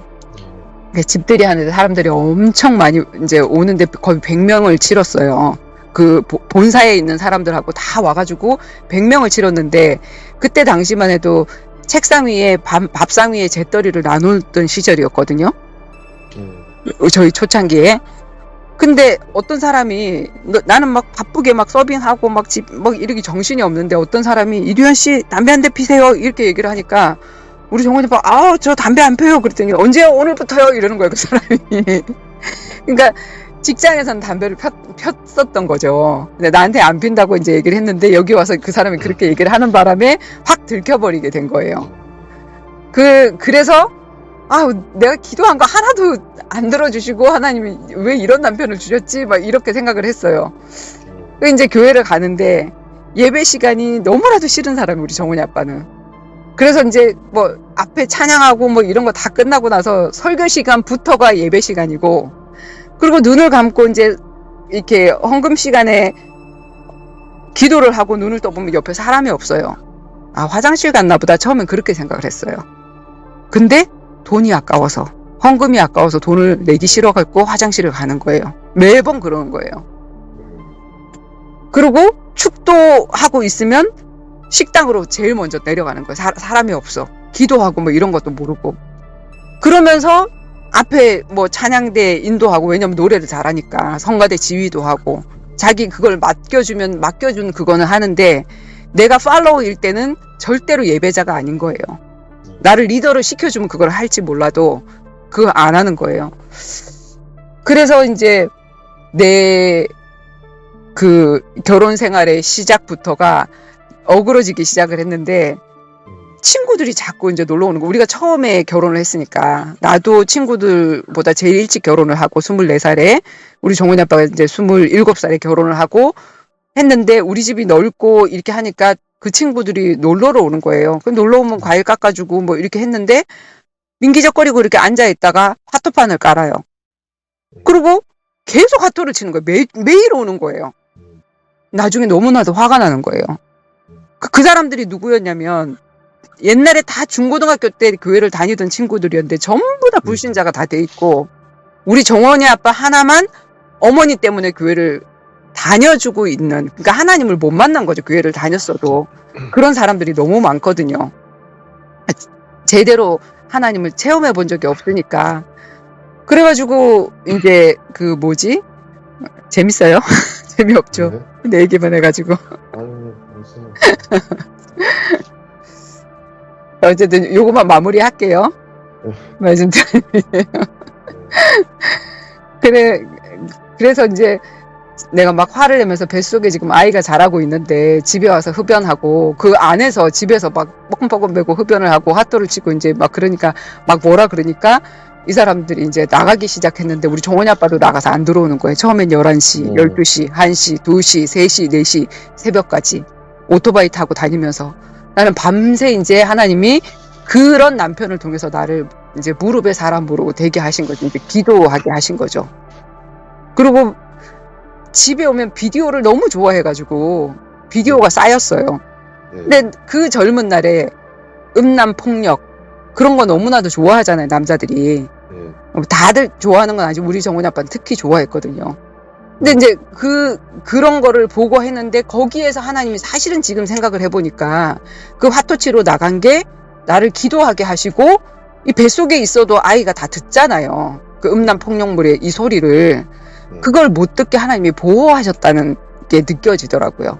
나중에 이게 감사의 제목이었네. 그리고 하나님이 나를 먼저 훈련하시고, 저 사람을 통해서 나를 먼저 훈련하시고 단련하시고, 그리고 내가 세워지고 난 다음엔 저 사람을 이렇게 하시려고 이렇게 하셨네 하고 나중에 이제 그게 저기가 되더라고요. 어쨌든 제가 이런 얘기를 통해서 이제 하고 싶은 얘기는, 모든 사람들이 저 사람하고 나하고는 절대로 안 맞아. 그래서 이혼했어. 그래서 이혼할 거야. 이런 얘기를 많이 하거든요. 그리고 우리가 들어볼 때 너무나도 타당하고, 지금 바로 내 옆에 같이 내가 이제 함께 있는 그 친구도 남편이 알코올 중독에다 폭력으로 칼까지 휘두르고 해가지고 지금 격리돼 있는 상태라서 내가 이 친구를 같이 이제 돌보고 있는 그런 상황이거든요. 근데 100이면 100 그런 사람을 얘기를 하면, 야, 사랑 고쳐서 못 써. 그런 사람하고는 이혼해야 돼. 이혼해. 100, 목사님들도 100이면 100 다 이혼을 하래요. 그래서 아니다. 이런 사람이 변화되어졌을 때 얼마나 많은 사람들을 살릴 수 있겠냐. 지금 전부 다 그 술도가니, 그 알코올만 중독이냐. 성공 중독에, 자격증 중독에, 응? 별하별 중독이면 게임 중독에, 응? 아까 그 넥슨 사장 얘기했죠. 뭐 좋은 일 많이 했다고. 병원 지으면 뭐예요? 그 사람 때문에 게임 중독에 빠져 죽은 사람들이 얼마나 많은데. 그래서 사단은 이 땅에서 내가 최고 성공자가 되게 해서 최고로 높이 올렸다가 거기에서 허물을 맛보게 하는 거예요. 그리고 그 사람을 자살시켜서 딱 하면 너무 허무한 거지. 최진실이 죽고 나서 얼마나 다른 사람들이 허탈했어요. 그렇게 만드는 존재예요. 그 존재가. 성경에 그 존재가 나와 있어요. 지가 하나님 되려고 최고로 높은 자리에 올라가려고 하나님에게 구테타 하다가 떨어진 존재라고. 똑같은 마음을 우리한테 집어넣는 거예요. 이 땅에서 다른 사람보다 더 행복하게 더 잘 살아보려고, 더 높은 자리에 올라가 보려고 그렇게 하다가 올라갔는데 신기루야, 어머야, 이거 다 가졌는데 행복이 없어.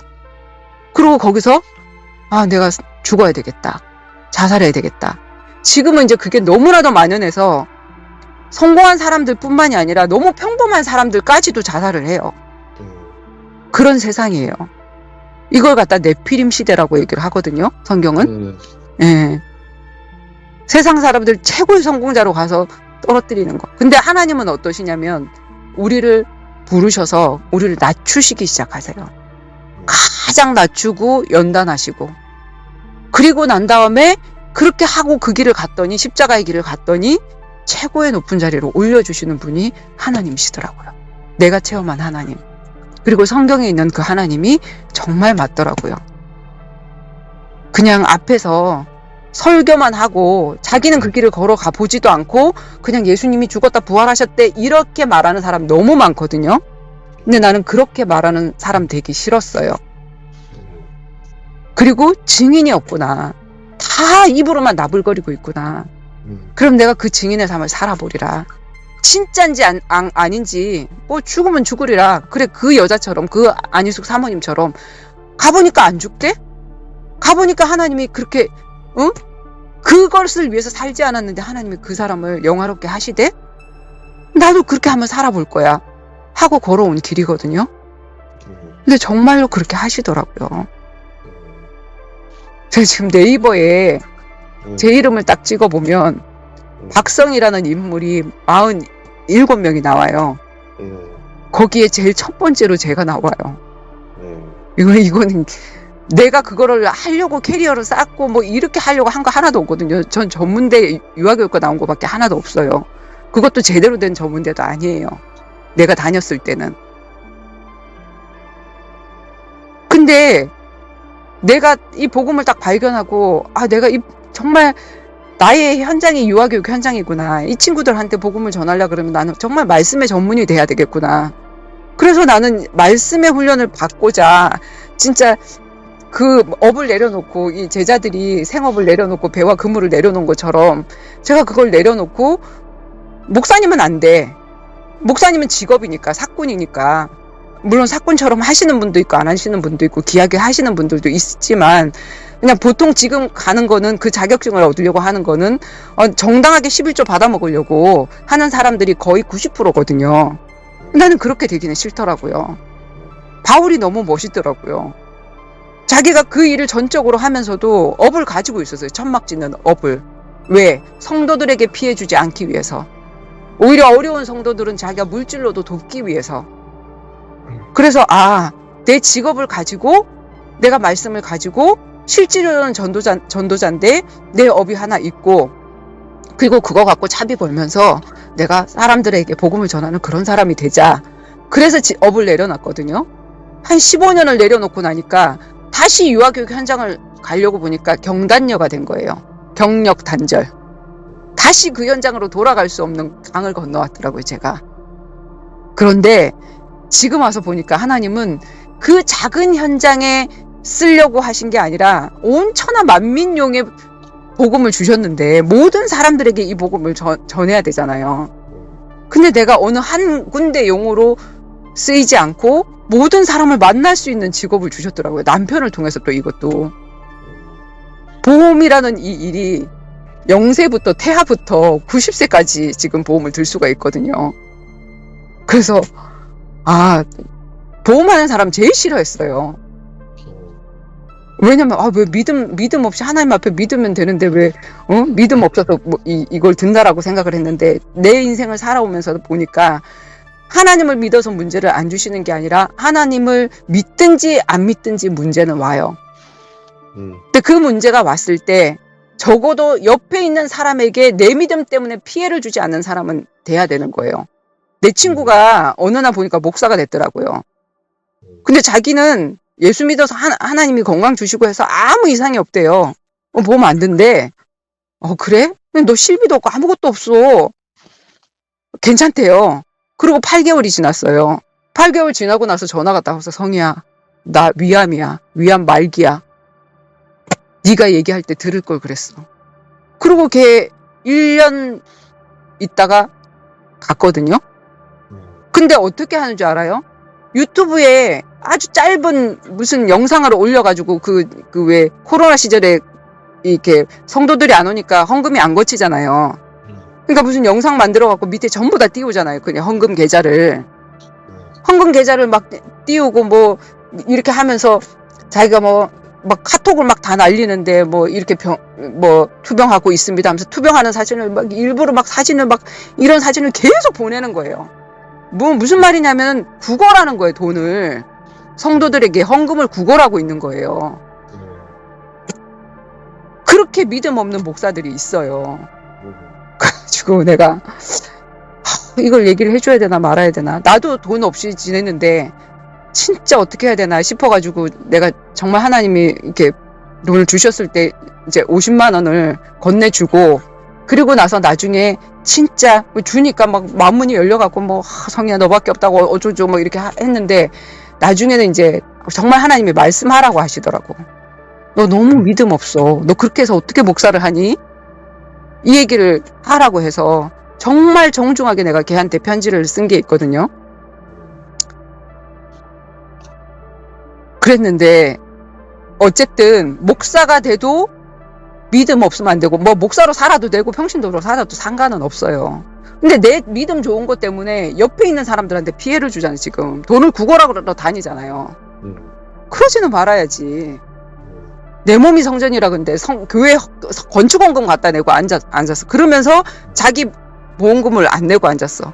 그리고 병드니까 옆에 있는 사람들한테 구걸하고 앉았어. 이게 뭔가 하는 생각이 들더라고요. 그러고 나서 가만히 생각을 해보니까 내가 하는 일이 지금 성직이구나. 복음 가지고 아프면 고객들하고 동행해서 병원도 같이 가거든요. 왜냐면 갑자기 암이 걸리고 우리 고객들 중에도 그런 사람이 있는데 그러면 그냥 대부분의 설계사들은 그냥 뭐 병원 갔다 오면 이거 청구서 내면 뭐 올려놓고 뭐 이렇게 해주고는 마는데 그게 전도의 기회잖아요. 그 사람이 아프고 그 사람이 가장 연약하고 이렇게 할 때 같이 동행해주면 가족도 동행 못 해줄 정도로 둘이서 벌어야 되고 이 사람 병원비 대느라 한 사람 쉬면은 잘리고 이런데 누가 그 같이 가주겠어요. 우리는 막 그게 너무나도 기회인 거예요. 그 사람의 가족이 돼줄 기회. 그러니까 이 사람들이 마음의 문이 열려. 마음의 문이 열리니까 가족들의 문이 열려. 그러니까 자연적으로 보험 계약은 따라오는 거예요. 난 보험을 막 이렇게 하려고 한 게 아닌데. 그리고 대상도 0세부터 90세까지야. 야, 그냥 내가 유아교육 현장에 남아 있었다면 나는 그 사람들밖에 못 만났을 땐 지역에 매여서 우리 유치원에 매여서 다른 유치원하고 경쟁하면서 그렇게 살았을 텐데 하나님이 내 걸 버리고 이쪽으로 오게 하신 그 이유가 진짜 이렇게 뭐 팔도강산 내가 외국에 가서도 계약을 받을 수 있거든요. 핸드폰만 있으면. 너무 좋은 직업을 주셨구나. 왜 남편을 통해서 이 길을 왔지만 먼저 직장에서 고객을 도와주다가 제가 모가지가 잘려요. 잘리고 났더니 우리 정원이 아빠가 먼저 5년 동안 이제 이 삼성화재를 다니고 있다가 잘 됐네. 그러면 삼성화재 와. 그러면 뭐 기본급 200만 원 깔아주는 제도가 있으니까 와서 하면은 이렇게 되니까 이제 같이 다니자고 이제 이렇게 해갖고 저희가 같이 들어가게 된 거거든요. 근데 들어와서 보니까 하다가 보니까 이게 너무나도 그리고 내 몸이 성전이라 그랬는데 내 몸이 반드시 무너질 텐데 늙고 병들면 이게 지금 의학이 발달해서 유병장수로 이어질 거고 그러면 아프면서 의료비 나가면서 죽지도 못하고 막 이러고 있을 텐데 내가 목숨을 끊지 않는 한 자꾸 병원에선 살려놓을 텐데 그때 내가 준비해 놓은 이 의료비가 얼마나 든든하게 그 사람 쓰겠냐. 그러면 사명 감당할 수 있고 그리고 그 사람이 생명 얻고 천국 갈 수 있는 그 기간 동안 하나님이 그걸 준비하는 그게 성전 건축원금이네. 이 생각이 딱 드니까 아 진짜 귀하구나 이제 이 생각이 들더라고요. 그래서 진짜 뭐 전 세계 방방곡곡에 이게 처음에 뭐 계약이 잘 되고 이런 것도 아니에요. 아무나 뭐 이렇게 들어주는 것도 아니고 근데 그냥 전도하기 좋아서, 내가 아무데나 누군가가 아프고 누군가가 내가 필요하고 이렇게 하면 누군가가 전화해달라 그러고 하면 일을 마음껏 할 수 있는, 그게 보니까 영업인 거예요. 꼭 다른 것뿐만이 아니라 자유롭잖아요. 자유가 있는 대신에 우리가 어떤 매여있는 직장에 들어가면 월급은 따박따박 나와. 근데 항상 거기 월요일날 출근했다가 저녁에 퇴근하고 거기에 매여있고 그 일정하게 나오는 돈 때문에 매여있는 거잖아요. 그럼 난 전도자로 살 수가 없어. 근데 거기서 잘리면서 여기 들어왔는데 이건 영업인데 아침에 출근만 하면 오후 시간 4시간이야. 그리고 내 사업이야. 내 마음대로 할 수 있어. 와, 이거 너무 좋네. 내가 전도자로 살기에 너무 좋네. 그 모습을 보고 우리 혜진이가 나를 따라온 거예요. 언니처럼 나도 살고 싶다. 자유롭게 전도자로 살고 싶다. 얘는 보험회사에 돈을 벌러 온 게 아니에요. 그냥 내가 누리는 그 하나님, 돈이 없어도 하나님을 누리는 그 모습이, 그 평안함이 뭘까? 나도 저렇게 살고 싶다. 얘도 술도가니에 빠졌던 사람이거든요. 남편하고 둘 다 술 중독이었어요. 그랬던 친구였는데 그 술을 다 끊고 지금 술 끊은 지 3년 4년 됐거든요. 그리고 그 남편 포기하지 않고, 떨어져 있으면서도 그 남편 포기하지 않고 지금 우리가 같이 만나주거든요. 그 친구를 만날 때 항상 나하고 같이 만나는 거거든요. 정신이 멀쩡할 때는 누나 이렇게 하고, 술을 먹었을 때는 칼 들고 난리를 치고. 근데 이 사람을 포기하면 누가 이 사람을 돌보겠어요? 더 망가질 텐데. 하나님도 나를 포기하지 않았는데 우리가, 그 사랑을 입은 우리가 어떻게 우리의 그 이상한 남편들을 포기를 하겠냐. 진짜 남자가 먼저 복음을 받았다, 여자가 먼저 복음을 받았다 하면, 진짜 그 복음이 뭔지 깨달았다고 하면 그 어느 누구도 포기할 수 없는 사람이 되어지는 거예요. 그렇게 됐을 때 정말 그런 부부가 정말 멋진 한 쌍의 부부인 거지. 그 두 사람은 뭐 엘리트 대학 나오고 뭐도 뭐 하고 뭐 자녀도 잘 되고, 그거는 다른 사람들이 볼 때 부러움의 대상만 되고 시기의 대상만 되고, 지네들도 안 행복해요. 그 자리에서 행복하면 넥슨이 자살해서 떨어져 죽었겠냐고. 다 남들은 행복하리라고 생각을 하고 나만 불행하다고 생각하거든요. 그게 사단이 가져다 주는 마음이에요. 아니에요. 빛이 임하면, 이 상황이 최고의 상황이구나, 응답이구나, 이게 발견되어지는 거예요. 그래서 지금 되게 제가 복음을 이렇게 전하고 이렇게 하다가 보니까 우리가 그냥 영적인 것만 줘서 되는 게 아니더라고요. 선생님처럼 진짜 육종암이 걸려서, 암이 걸려서 드러누워 있는 사람 찾아가서 이렇게 사역해줘야죠. 말씀했다고 나눠주고, 또 그냥 말씀만 주는, 정말로 가족이 돼주고 이렇게 해줘야 되고, 그 다음에 가장 문제가, 이 땅에서 하루를 살아도 돈이 필요해. 그럼 경제적인 문제를 해결해 줘야 되는데 내가 계속해서 도와줄 수 없어. 어떻게 해줘야 될까? 자꾸 도와주니까 내가 우상되더라고요. 내가 도와주니까, 내가 리크루팅을 해서 하나님이 도와주라 그래서 도와줬어요. 그 친구도 자살하려고 그랬거든요.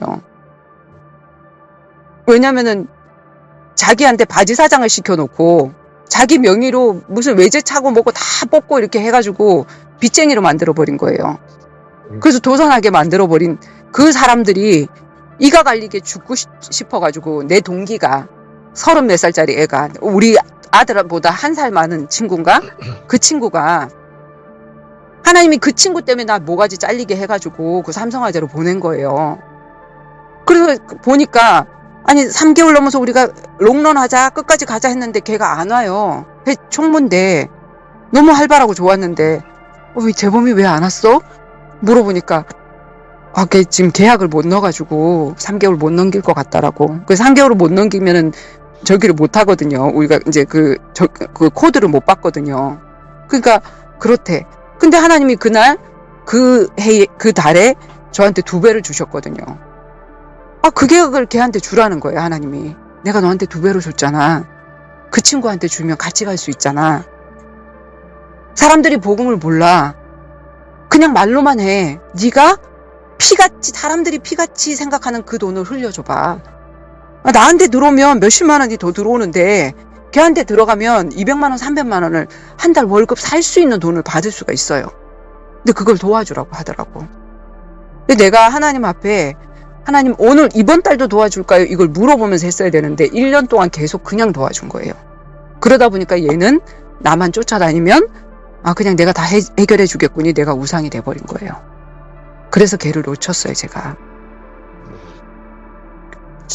근데 진짜로 이제 자기가 이렇게 할 수 있도록 정말 오기만 하면 얼마든지 이 일은 학력을 안 따지고 할 수 있는 저기만 되어주면 얼마든지 할 수 있어서, 그래서 정말 좋은 직업이구나. 진짜 직업이 없는 사람이나 먹고 살아니까 뭘 해야 되는데 어딘가에 매이면 진짜 내가 하나님을 알아가고 하는 그런 시간도 없는데, 나랑 같이 동행하고 다니면서 내가 하나님 누렸던, 평생 누렸던 그 하나님, 뭐 이럴 때, 이런 문제가 있을 때 하나님 이렇게 역사하셔서, 이런 것들을 들으면서 얘가 회복이 되기 시작을 했거든요.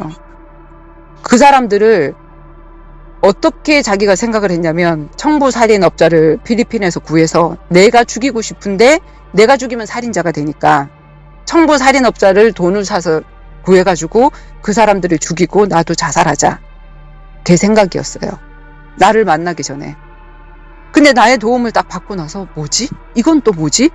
이제까지 나를 이용해 먹는 그 사람들만 만나고, 그래서 나는 그 사람들, 가족들도 나를 안 도와주고, 그래서 그 사람을,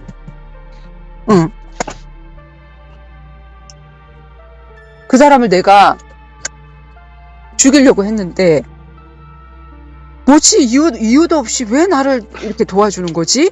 이러면서 의아해하면서 얘가 이제 이 복음 안으로 이제 들어오기 시작을 했었거든요.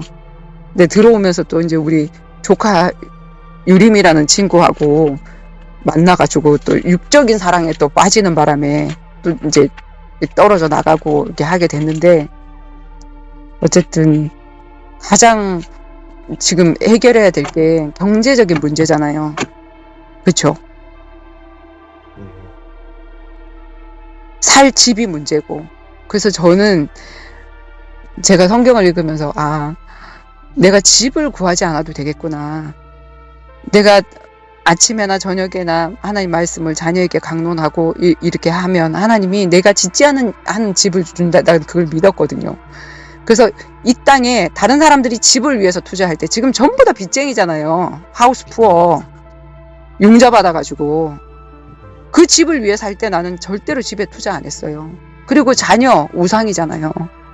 자녀를 위해서 에듀푸어가 됐잖아요. 그렇게 살 때 나는 그걸 놓고 살지 않았어요. 그래서 우리 정원이는 고졸이에요. 대학교 안 보냈어요. 아버님한테 얘기하면 돈 줄 텐데 내가 그 아버님 의지하지 않고 싶고, 그리고 대학을 갈 필요성도 못 느꼈고, 얘가 뭔가 특출하게 잘하고 해가지고 거기를 가야 되겠다 하고 뭐 합격을 했으면 보냈죠. 근데 굳이 내가 생각할 때 그 길이 아니어도 되더라고요. 그렇게 해서 나는 에듀표가 안 됐어요. 오히려 그때 그 황금기 같은 그 시간에 그 친구가, 내 아들이 나를 위해서 내 차비를 벌어줬어요. 내가 전도자로 사는 그 길 동안에 아무것도 안 하고, 내가 직장을 나가서 월급 원장이라도 하면 뭐라도 벌어와갖고 얘를 위해서 살 수 있을 텐데, 내가 걔를 위해서 살지 않고 걔가 나를 위해서 살아줬어요. 근데 지금은 무슨 푸어냐면 메디컬 푸어가 될 거거든요. 앞으로 질병이 올 거거든요. 그래서 그 메디컬 푸어를 준비하는 게 그게 보험인데, 뭐 사람들이 그래요. 내 친구들도, 야, 그거 보험을 초창기에 해야지 지금 해갖고 그게 되냐? 지금요, 의학도 발달하고 해갖고 지금 보장 다 받고 해야 되는 세상이에요. 옛날에 진단비 갖고 되지도 않는 세상이고, 오히려 여러 번 주는 그 치료비 가지고 더 많이 받을 수 있는 그런 시기인데, 그렇게 준비를 안 하면 안 돼요. 새 집을 지어야 되는 시기.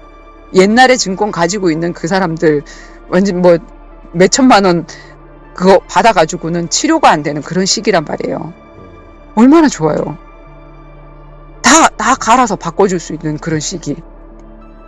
이상하게 하는 사람들도 있어요. 멀쩡한 증권을 이상하게 하는 사람들도 있지만 진짜로 양심을 가지고 정말 이 증권을 똑같은 금액으로 아니 오히려 더 이 낮은 금액으로 이렇게 바꾸면 된다 하고 이제 얘기를 했을 때 그래서 보험은 보험 상품이 중요한 게 아니라 내가 믿을 수 있는 사람이 돼야 되거든요.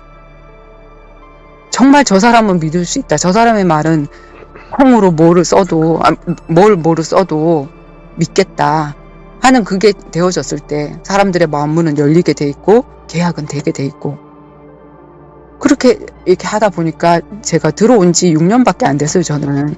근데 그 6년 동안 나 뭐 했냐, 나는 수로를 닦는다, 나 혼자만 잘 살 길을 닦지 않는다 하고 교육에 굉장히 집중했어요. 삼성화재가 교육이 굉장히 적이거든요.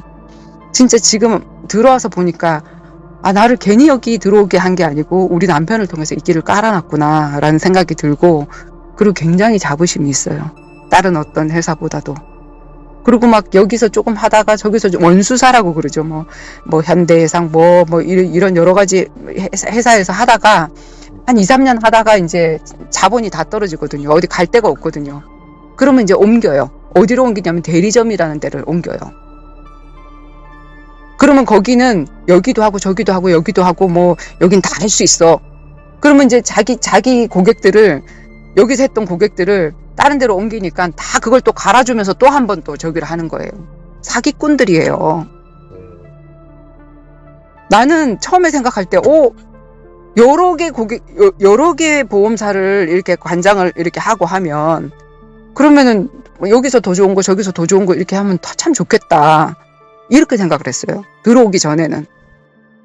근데 내가 들어와서 보니까 하나를 배우기도 하나의 회사의 하나의 제품을 저기를 알아가기도 어마어마하게 힘든데 그 로그인해서 들어가는 게 각 회사에 다 들어가야 돼. 자기가 설계하는 것도 아니에요. 그런 사람들은 설계를 못해. 설계 매니저가 따로 있어. 그 사람들이 다 설계해줘. 그 사람들이 내가 만나는 그 사람을 개인적으로 어떻게 다 알아요? 개인적으로 그 사람의 상황이나 건강 상태나 이런 거를 다 알아서 그런 가족력이나 이런 걸 알아서 설계를 해줘야 되는데 설계 매니저가 설계를 다 해줘. 그리고 이번에는 삼성화재에서 뭐를 더 많이 미니까 돈을 더 많이 주니까 인센티브라 그러나 이런 걸 많이 미니까 삼성화재 무슨 상품 미세요? 아니면은 뭐 현대해상 뭐 미세요?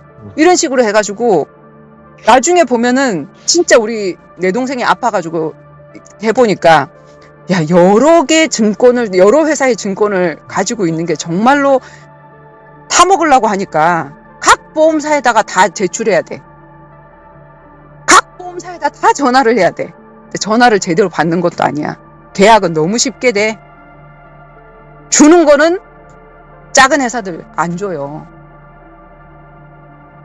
그래서 이게 진짜 여러 군데 여기가 무슨 제품이 좋고 뭐 이래서 여러 군데 이게 아니구나라는 거를 내가 여기 들어와서 6년 동안 있으면서 알았고 우리 위에 이렇게 팀장이라고 하는 사람이 이제 우리를 자기가 이제 그쪽으로 가면서 막 엄청 잘했거든요. 근데 그것도 다 설계도 자기가 그려 넣어가지고 막 우리가 그린다고 얘기를 하거든요. 막 설계를 해가지고 막 20만원짜리 30만원짜리 해가지고 이제 막 그러면 이제 뭐 인센티브 나오면은 나 몇천만원 받았다 뭐 이런 식으로 하고 이렇게 해놓고는 그게 다 가리야. 그리고 2, 3년 뒤에 다 해지해. 다 막 받아먹고 다 해지하고 자기 이름 뭐 다른 사람 이름 아는 사람 이름 해갖고 다 이렇게 해버려. 그러고는 다른 데 책임감 없이 딱 가더라고요. 자기가 리크루팅 해놓은 사람들이 그 자식들이 엄청나게 삼성화재 많이 깔아놓고 그런 데로 가갖고 그 사람들을 또 그쪽으로 끌어들이고 있는 거예요. 그러면서 우리 보고 거기로 오라고 계속 전화를 하는 거예요. 갔어요. 가서 왜냐면 전도 대상이니까. 그러고는 그분한테 제가 한 얘기가 뭐냐면 그리고 내가 아는 크리스찬인 나하고 동기였던 그 친구도 그 사람의 얘기를 듣고 그쪽으로 갔거든요. 안 되니까. 하나님 응답 누리는 비밀을 모르니까. 내가 깃발을 꽂고 있으면 정말 하나님과 내가 통하는 사람이 되어지면 하나님이 응답을 끌어오셔요. 나 중심으로. 나 때문에 삼성화재가 복을 받아야지. 나 때문에 삼성화재가 잘 되는 그런 사람이 돼야지. 내가 응답을 쫓아가는 사람이 되면 내가 가는 곳마다 망해. 내가 저쪽에 가면 나 때문에 저기가 망해. 그럼 또 딴 데 가. 내가 주인공이 돼야지.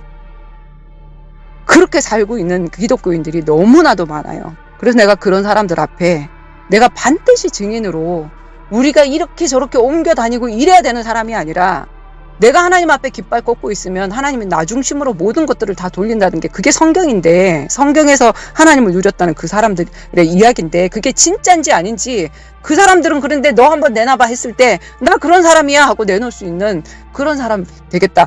그래서 이제까지 나는 그런 응답을 받아왔거든요. 그리고 지금도 그 응답 속에 있고, 옮겨 다닌다고 되는 게 아니에요. 근데 사람들이 전부 다 이 회사가 망할 것 같나? 저 증권이 뭐 망할 것 같나? 그렇게 투자하다가 망하잖아요. 절대로 안 망할 것 같은 그 사람이 망하고 그 사람이 자살하고, 이 세상에 사람을 누구를 믿겠냐고요. 사람은 믿을 사람 없어요. 오직 하나님밖에 믿을 분이 없더라고요. 그리고 그냥 사람은 내가 도와줄 대상, 그리고 내가 배울 대상, 의지할 대상은 아니더라고요. 그리고 그 사람의 잘못을 보면 거울로 보게 하셨구나. 나한테는 들보가 있구나. 저 사람 막 한참 욕하다가 보니까 저게 내 얘기네. 그거 보라고 거울로 내 남편을 이렇게 보여주신 거구나. 그걸 알겠더라고요. 그러고 나니까 뭐 이런 남편 만나서 불행하네, 저런 자식이 있어서 불행하네, 그게 아니라 내게 최고의 자녀를 주셨고 최고의 남편을 주셨고, 이게 이제 그 고백이 정말로 되어지는 거예요. 뭐가 상황이 바뀐다고 되는 건 하나도 없어요. 근데 내가 진짜 그리스도를 만나서 그 안에 탁 있으면 상황이 바뀐 게 없는데 빛이 임해요. 그게 복음이에요. 하도 막 이론적으로 막 다락방 복음을 들었다고 하니까 제가 더 이상 그리스도를 얘기를 하지 않을 거예요. 막 앵무새 같이 선지자 제사장 왕 하면서 막 얘기하잖아요, 그 사람들. 근데 지금 교주가 된 그 사람 뭐 하고 있냐면 성도하고 바람 나가지고, 그래가지고 뭐 잤네 안 잤네, 뭐 그 여자가 더 좋아서 덤벼 들었네 안 들었네 하면서 법적인 고소하고 있고, 이렇게 창피한 일을 목회자들이 하고 있는 거, 최고 꼭대기까지 올려서 완전 땅바닥으로 내리는 게 사단이라는 존재예요. 그래서 정말 다른 사람들을 성공시켜줘야지. 내가 성공하게 한 목적이 다른 사람들을 성공시키기 위해서 하나님 나를 이렇게 하셨다라는 걸 알지 못하면 끝까지 그 왕자를 놓지 못하다가 추한 모습으로 떨어지는 게, 그게 인간이더라고요. 그거는 뭐 영적인 지도자나 정치 지도자나 뭐 경제계의 지도자나 할 것 없이 다 똑같아요. 성도들이나 평범한 사람이나 위대하게 보이는 그 사람들이나 다 똑같은 거예요. 근데 나도 그렇게 살 뻔했는데 앞에서 그렇게 변질되는 사람들을 보면서 하나님은 저를 연단시켰거든요. 나는 저 자리에 하나님의 연단 없이 갔으면 저거보다 더 할 뻔했겠다. 그걸 거울로 보고 계속해서 내가 하나님 감사합니다. 나에게 그런 육적인 응답이 먼저 안 온 게 너무 감사한 거예요. 더 변질됐을 사람인데 나한테 그런 거 주시면 절대 그렇게 하지 마요. 나중에는 어떤 기도가 나오냐면, 하나님 저 제자 100명 세우기 전까지는 절대 부자 되지 않게 해주세요. 이 기도가 나오더라고요. 왜? 다 육적인 응답이 오고 나면 다 무너져. 다 변질되어지고 다 추한 모습 보이고.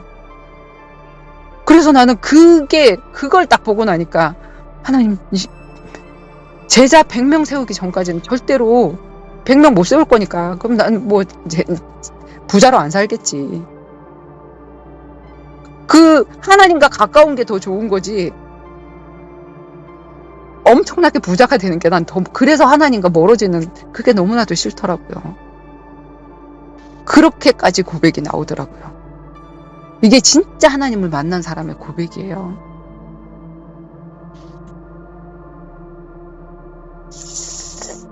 제 말만 많이 해서 죄송합니다. 이야기도 하고 싶어서 전화하셨을 텐데. 뭐 주무세요. 왜냐면 네. 시간도 많이 된 것 같은데. 네. 아니, 저는 괜찮은데 뭐 이야기 하실 거 있으시면 네. 하시고 아니면 아니요. 네. 쉬셔야죠. 많이 피곤하실 텐데. 네. 제가 오늘 우리 혜진이 좀 책을 쓰는 걸 좀 도와줘야 되는 게 있어가지고 밤을 좀 새야 될 것 같거든요. 그래서 제가 내일 끝나고 나면 예배 드리고 끝나고 나면 전화할 수 있을 때 전화 드릴게요. 그러세요. 그래요. 네, 주무세요. 네네. 네.